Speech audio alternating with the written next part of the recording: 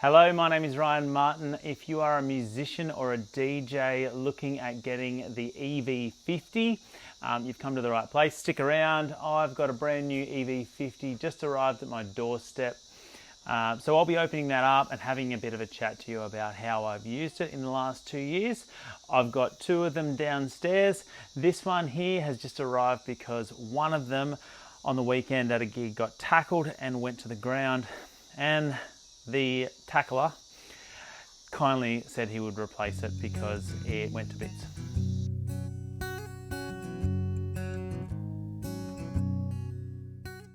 All right, so let's get into this thing. Firstly, in the unboxing, I don't like to sit down and watch unboxing videos, but I know a lot of people do. So for those of you who like to watch unboxing videos, here it is. If you're like me, you don't really like to watch that kind of stuff. The reason why I'm doing it is I'm going to have a bit of a chat to you about my experiences with the EV50 in the last couple of years.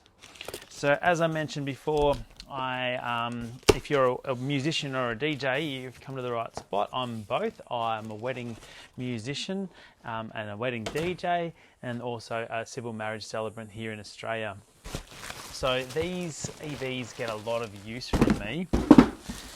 Look at that, comes in a nice padded bag. These padded bags, when I first got them about 2 years ago, I didn't think they were going to be very sturdy, and I expected to have to go and buy a hard case because of the amount of work that I do with them, but they've withstood the test of time, and they look as good as they were day one. So I do have a lot of confidence in them. So back to me, I do a lot of weddings. Last year I did 47 weddings, plus a lot of public gigs as well. So these guys get a lot of use.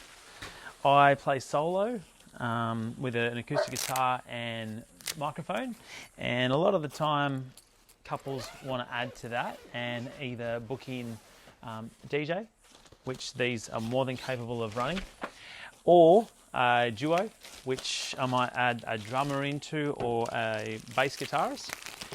I also offer a trio, which is a pretty popular option. These are the poles that go between the sub and the tops, and they're really sturdy. They're made of some sort of aluminium, really hardy. All the wiring's inside it. They connect via magnets, so it's literally just click, plug it in, and it's ready to go. You don't have to worry about extra XLR cables, which is good. So the only reason I don't use these EVs is when I book a 4 or a 5-piece band. Sometimes I get sound provided. I book a sound production person in to come and do sound, and they bring their own PA. Or I do actually have a slightly bigger PA, which is a Behringer. It's not as good as quality, but it does go very loud, and it's really good for filling areas, so outdoor areas. I use my Behringer. Also, there's a big hall that we play in regularly, and I use the Behringer for that one as well. But most of the time, 9 out of 10 gigs, I'll be using the EVs. So this is the top.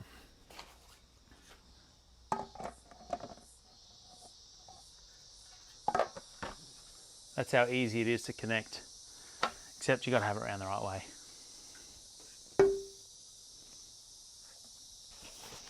And you can see, just from me lifting it up like this, it is so light. I think it's 3.5 kilos.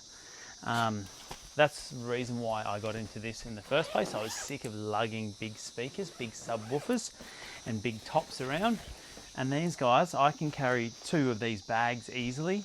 I don't normally do it. I can carry both subs at the same time, but just to save my back, I normally just carry one at a time. So let's dive into this big box on the ground. Hopefully you can see that okay from where the camera is. Manny's here in Australia were really great when I told them what happened and that I needed a replacement EV. They actually shipped this one out for free. I got a quote from a different place, and they wanted to charge me $450 for shipping. So when I rang up Manny's, they easily beat that.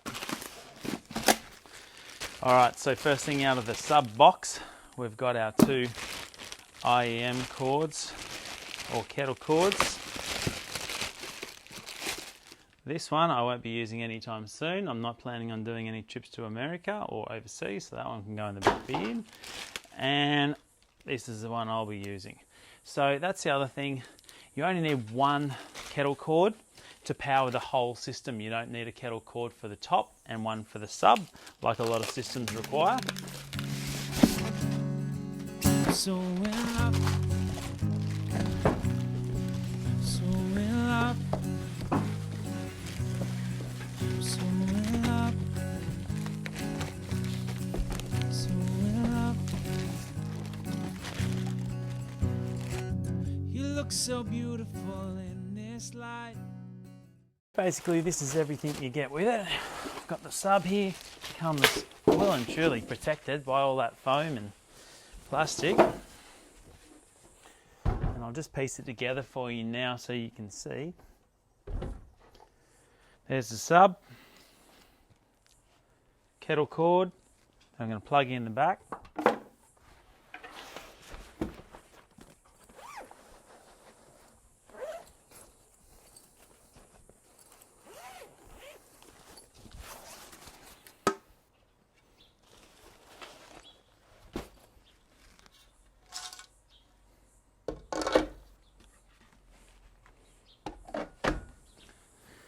Easy as that, and you're ready to roll. There is options to get a shorter pole, which I have considered doing, but at this stage I've managed to get by. If you're playing on a stage level and you couldn't get that roof height, it might be an issue, but I've been able to get it to work every time. Even when I have been on a stage and the roof's been a bit high, these have been able to go on a lower floor. Not exactly on the same height as what we are. The sloped front, which I've read about EV designed specifically to stop people from putting their drinks on, doesn't seem to work.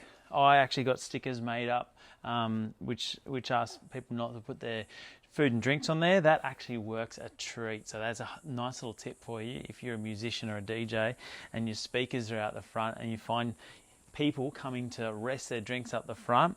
Even that simple sticker, actually they think twice about it. They go to do it, they read the sticker and they don't do it.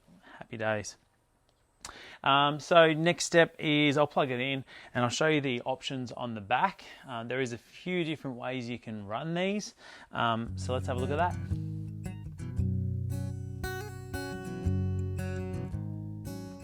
Here it is booting up. I'll slide this sticker off here. Now, 2 channels that you can actively plug in some instruments, and the 3rd channel you can use for either a DJ or you could just run an iPad or iPhone through it just to play background music. So if you get into the menu here, there are some EQ settings. I run it on live. You can then customize the sub level. So sometimes I run another sub, so I take the sub level out of this one just to ease the pressure off this one because I've got another sub doing the hard work. Mid, treble, frequency.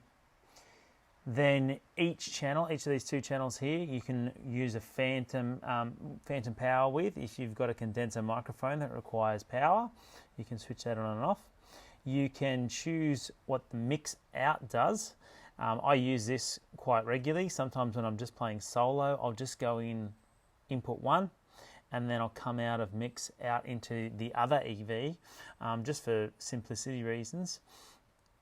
Then what you need to be aware of though is the through is only taking out the input here. It's not taking out the others if you want to send it to another channel.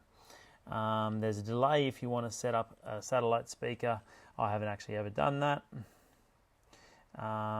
Then we could go down to Bluetooth and you could turn on Bluetooth streaming so you can play music straight off your phone straight into channel 3 there. or you can control it by the app. And I won't go into the app because I don't actually use the app. I had a look at it, had to play around with it, but because I've already got a digital mixing system and everything goes through there, I've got a Soundcraft QI16 and I don't actually use the app at all. So I'll leave that to someone else to tell you about. And that's it. So thanks for watching, guys. Hope you've enjoyed this. Let me know if you've got any questions. Otherwise, hook in. So in love, so